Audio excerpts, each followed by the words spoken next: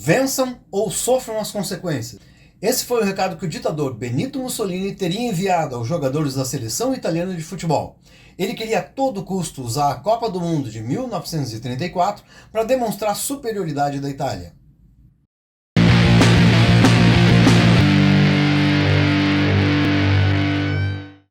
Eu vou te contar algumas coisas muito interessantes sobre momentos históricos da Copa do Mundo. Porque a história das Copas nunca foi apenas futebol. Ela se mistura com a história política das nações. E isso é inevitável, principalmente porque ao longo do século XX, futebol deixou de ser apenas um esporte e passou a movimentar multidões, paixões nacionais, propaganda política e dinheiro. Muito dinheiro. Muito cedo os governos perceberam que uma Copa do Mundo podia funcionar como uma enorme vitrine internacional. Vencer dentro do campo significava demonstrar força, organização e até superioridade nacional. E poucos líderes exploraram isso tão claramente quanto Benito Mussolini. A Copa de 1934, realizada na Itália, ficou conhecida justamente como a Copa de Mussolini. Naquele momento, Mussolini já governava a Itália havia mais de uma década. Seu regime fascista investia pesadamente em propaganda de massas, culto ao líder, nacionalismo. O futebol encaixava perfeitamente nesse projeto político. A Copa de 1934 foi a primeira realizada em solo europeu.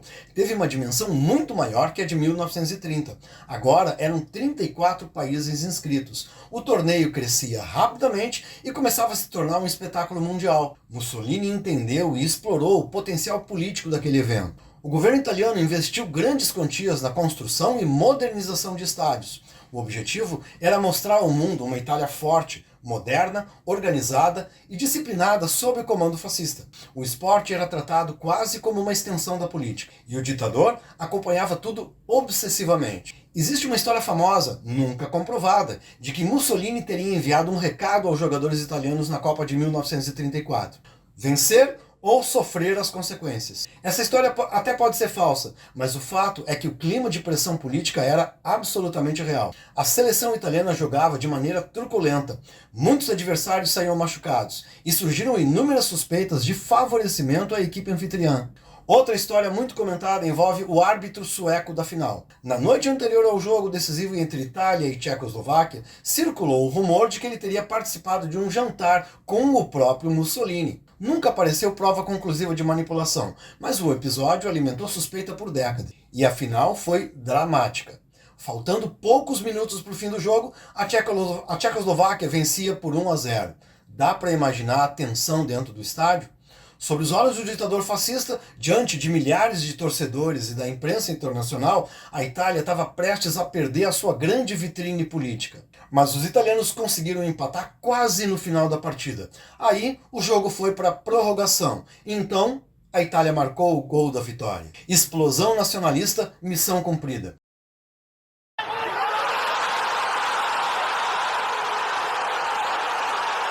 O regime fascista tinha agora uma conquista esportiva mundial para chamar de sua e usar como propaganda.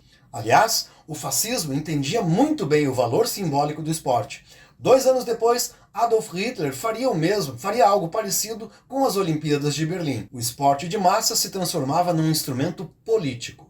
Mas a Copa de 1934 também teve outras curiosidades históricas. Foi a pior participação do Brasil em Copas do Mundo até então. A seleção brasileira foi eliminada logo na sua estreia pela Espanha. Além disso, essa foi a única Copa da história sem a presença do campeão anterior. O Uruguai, campeão de 1930, decidiu boicotar o torneio como resposta aos europeus que haviam se recusado a participar da Copa anterior em Montevidéu.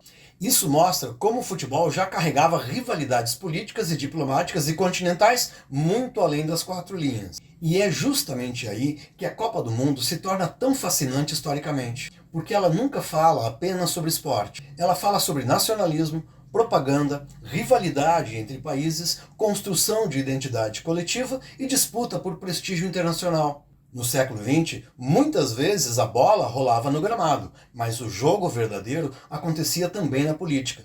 Eu espero que tu tenha gostado e agora eu te peço para se inscrever no meu canal e dar um joinha para colaborar. Ainda tem muita coisa interessante para a gente conversar sobre a história política das Copas do Mundo. Um abraço e até a próxima!